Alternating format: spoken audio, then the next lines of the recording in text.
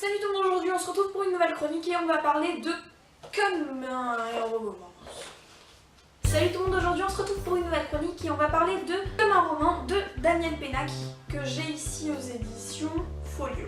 Je vais vous lire le résumé de ce livre parce que je ne saurais pas le résumer en fait, tout simplement. Les droits imprescriptibles du lecteur. 1. Le droit de ne pas lire. 2. Le droit de sauter des pages. 3. Le droit de ne pas finir un livre. 4. Le droit de relire. 5. Le droit de lire n'importe quoi. 6. Le droit au bovarisme, maladie textuellement transmissible. 7. Le droit de lire n'importe où. 8. Le droit de gaspiller. 9. Le droit de lire à haute voix. 10. Le droit de nous taire. Donc en gros, ce livre, c'est une grosse réflexion sur déjà qu'est-ce que la lecture, qu'est-ce que doit faire un lecteur, qu'est-ce qu'un lecteur, et comment faire aimer la lecture et pourquoi dans la société d'aujourd'hui les gens n'aiment pas lire. Donc pour moi je pense que c'est un livre qui peut intéresser énormément Booktube parce que Booktube c'est des gens qui aiment lire justement et c'est un livre qui critique la pédagogie d'aujourd'hui, les pédagogues qui justement en devenant pédagogue on ne fait pas aimer la lecture, on fait lire bien sûr parce que il faut lire, mais justement on ne fait pas aimer la lecture pour ce qu'elle est. C'est une question sur la littérature, le lecteur, qu'est-ce que la littérature, quels sont les droits du lecteur, les devoirs du lecteur, tout ça. Et ça se présente en 4 grandes parties. Il y a d'abord la naissance de l'alchimiste qui en gros résume la lecture aux enfants. Pourquoi on lit des histoires et comment les enfants adorent lire et pourquoi d'un coup on décroche à l'adolescence. Il faut lire le dogme, donc en gros pourquoi les adultes disent à leurs enfants il faut que tu lises et en même temps les enfants n'ont pas envie de lire et pourquoi c'est mal de leur dire ça.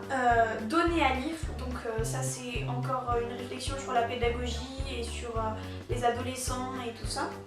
Et le quand lira-t-on, donc ça c'est les droits du lecteur et qu'est-ce qu'un livre, qu'est-ce qui n'est pas un livre, la lecture, comment ça se passe. Vraiment j'ai adoré ce livre, c'est un énorme coup de cœur, j'avais jamais lu du Pénac avant, honte à moi. Vous vous en doutez, c'est un essai, c'est fait pour faire réfléchir, donc vraiment il y a toute une réflexion derrière et vraiment c'est très intéressant et c'est un débat qui mérite d'être ouvert. D'ailleurs si vous avez des avis sur le sujet, je serais ravie que vous m'en fassiez part, voilà, sur pour vous, qu'est-ce que doit être la lecture et comment vous appréhendez la lecture, que ce soit à l'école, si vous êtes scolarisé, si vous savez, voilà, ou que ce soit si vous avez des enfants ou quoi, voilà, j'aimerais bien savoir des avis là-dessus.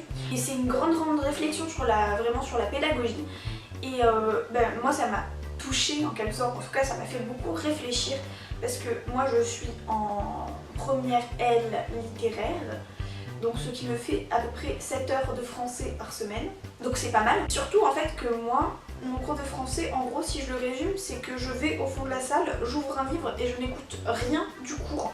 Voilà, il y a un moment tu te poses les questions de pourquoi je suis pas en train d'écouter mon cours là, et c'est vrai que ce roman a répondu à beaucoup de mes questions sur ça et j'ai compris pourquoi j'aimais pas trop en fait. La réflexion que les profs nous apprennent à lire, nous poussent à lire, mais qu'en fait concrètement ils ne nous font jamais aimer le plaisir d'un bon bouquin. Et justement il y a aussi la réflexion de qu'est-ce qui est un bon livre, est-ce qu'il y en a des mauvais ou pas, parce que tout est subjectif, enfin bref on part dans des débats assez incroyables et ce livre est vraiment très spécial et je l'ai adoré pour ça. Et ce livre, voilà, petite dédicace sympathique au début, en fait le livre commence, donc il y a le pour machin là, normal. Et juste après, il y a une petite phrase avec écrit « On est prié, entre parenthèses, je vous supplie, de ne pas utiliser ces pages comme instrument de torture pédagogique. » Et c'est là que déjà tu commences le roman et tu comprends ce qui va se passer, tu te dis « Waouh, ça va être un truc de fou !» Alors au niveau des personnages, il n'y a pas vraiment de personnages, on voit un enfant qui grandit en quelque sorte, mais c'est pas vraiment un personnage, c'est plus le référent. C'est comme un petit peu une thèse que l'on développe et c'est le personnage référent, c'est l'expérience, vous voyez. Et après il y a le narrateur qui développe toutes ces idées, donc le narrateur, l'auteur, Daniel Pénac, voilà, on comprend. En parlant de Daniel Pénac est un romancier français qui a une renommée assez incroyable. Et en fait, pourquoi il a écrit ce roman? Tout simplement parce que lui, il a eu une scolarité désastreuse, hein. Vraiment genre très très difficile. Puis ensuite il a fait des études de lettres et il est devenu prof de lettres. Au passage j'aurais adoré être son élève, genre vraiment. Et je pense que ce qu'il a vu, enfin après moi j'ai lu ça voilà un petit peu sur internet et tout ça. Donc il a eu une scolarité désastreuse, il a été prof. À mon avis, l'éducation nationale et tout ça, ça lui a pas beaucoup plu. Voilà, nous sommes des fuyards occupés à nous construire, des évadés en train de naître.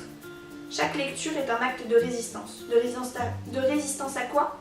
À toutes les contingences, toutes, sociales, professionnelles, psychologiques, affectives, climatiques, familiales, domestiques, grégaires, pathologiques, pécuniaires, idéologiques, culturelles ou nombrilières.